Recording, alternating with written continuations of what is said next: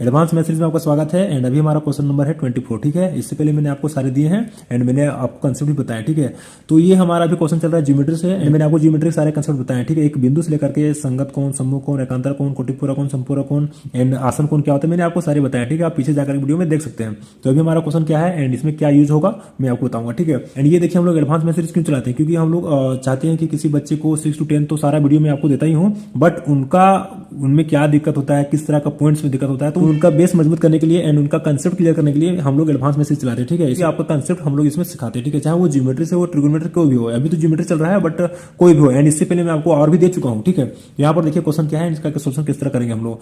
यहाँ पर हमारा ABCD है समांतर रेखा, ABCD समांतर रेखा। ठीक है, कभी कभी ये रेखा आपको इधर बढ़ती हुई दिखेगा, कभी कभी ये रेखा आपको इधर बढ़ती हुई दिखेगा। ठीक है, तो आप इस तरह के क्वेश्चन को सोल्यूशन कैसे करेंगे। यहाँ पर मान लीजिए हमको x का मान पूछा है ना, तो कैसे निकालेंगे। तो यहाँ देखिए मैं आपको बताता हूँ, कभी भी अगर दो समांतर रेखा होता है एंड उनके बीच में कोई रेखा कटता है बीच में। ठीक है, कोई भी अगर दो समांतर रेखा हो एंड उनके बीच में दो रेखाएं अगर गुजरे एंड वो एक जगह पर जाके कटे, तो कभी भी अगर आपको ऐसा कंडीशन का क्वेश्चन मिलेगा तो इसका मतलब समझिए कि ये जो एंगल होता है, ये जो एंगल होता है, ये जो एंगल होता है, तीनों को मिलाकर के 360 डिग्री एंगल बनता है। ठीक है, याद रखिएगा, कभी भी अगर दो समांतर रेखा है एंड उसमें ये कटा है बीच में जाकर के, तो ये एंगल एंड ये एंगल एंड ये एंगल तीनों मिलाकर के जो योग होता है वो कितना होता है 360 डिग्री।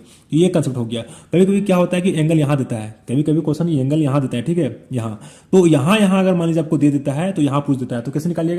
तो आप इस तरह का क्वेश्चन मैंने आपको पहले बताया। ठीक है, जिससे मैं आपको यहाँ बता रहा हूँ, ये क्वेश्चन मैंने आपको सोल्यूशन करके दिया पहले भी। ठीक है, तो यहाँ भी मैं आपको रिपीट करता हूँ, अगर आपको देता है मान एंड यहाँ देता है मान एंड यहाँ अगर पूछता है तो यहाँ का एंगल एंड यहाँ का एंगल जोड़ दीजिए, उसके बराबर होता है ये अलग कॉन्सेप्ट हो गया कि नहीं। यहाँ पर देखिए जब अंदर अंदर चल रहे हैं तो ये तीनों मिला के कितना होता है 360 डिग्री, बट अगर यहाँ एंगल दिया रहता है तो जैसे कि बढ़ता है आगे, ये भी बढ़ता है आगे, तो यहाँ जो एंगल दिया रहता है उसको आप मिलाइएगा ना तो यहाँ के बराबर होगा। इस तरह से हो गया। कभी कभी आपको इधर का मान पूछ देता है, तो इधर का मान कैसे निकालिएगा। मान लीजिए यहाँ देता है। ठीक है, तो यहाँ देता है तो यहाँ के बराबर होता है, तो ये पूरा जो एंगल होता है कितना होता है, ये पूरा राउंड ये होता है 360 डिग्री। ठीक है, तो यहाँ मिला के यहाँ हुआ, मान लीजिए यहाँ पर कुछ भी तो निकलेगा 50, तो यहाँ पर 50 हो गया, तो बाकी जो बचेगा सो इधर से होगा 360 डिग्री में घटा दीजिएगा। तो इस तरह से कई प्रकार के क्वेश्चन बन सकते हैं। ठीक है, तो आपको कंसेप्ट क्लियर रहेगा तभी तो बना पाइएगा ना। तो इसके लिए हम लोग अलग अलग क्वेश्चन बना के आपको देते हैं, उसमें कंसेप्ट सिखाते हैं। तो आप सिर्फ हमारे साथ चलिए, मैं आपको जरूर कुछ ना कुछ सिखाते चलूंगा। ठीक है, तो यहाँ पर हम लोग एक्स का मान निकालना था ना, तो हम लोग निकालते हैं। तो अंदर जब अंदर होता है ये क्वेश्चन, जब अंदर में है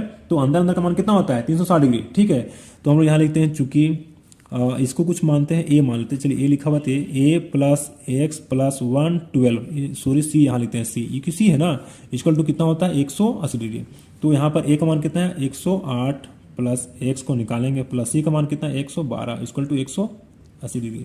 तो यहाँ पर इसको जोड़ दीजिए, कितना हो जाएगा 8 2 10 की 0 हाथ में 1 एंड 1 ये और हाथ में कितना हो गया 2 एंड यहाँ पर कितना हो जाएगा 1 1 2 220 equal plus x equal to 180 degree. ठीक है, तो हम लोग अब क्या करेंगे, एक्स का मान निकालने के लिए ये उधर जाएगा ना, तो उधर जाएगा तो कितना हो जाएगा 360 होगा। ठीक है, सॉरी 360 होगा, 360 एंड यहाँ भी कितना हो जाएगा 360। ठीक है, तो यहाँ पर एक्स का मान हम लोग 360 में क्या करेंगे 220 घटेगा, तो एक्स का वैल्यू कितना हो जाएगा, तो यहाँ पर हो जाएगा हमारा, घटाइए इसको, तो यहाँ देखिए 0 का 0 हो गया एंड यहाँ पर कितना बचेगा 4, यहाँ पर बचेगा 1। ठीक है, तो 140 डिग्री इसका आंसर होगा, यानी कि यहाँ पर जो मान होगा यहाँ पर 140 डिग्री होगा आंसर। ठीक है, थैंक यू, मिलते हैं इस वीडियो में।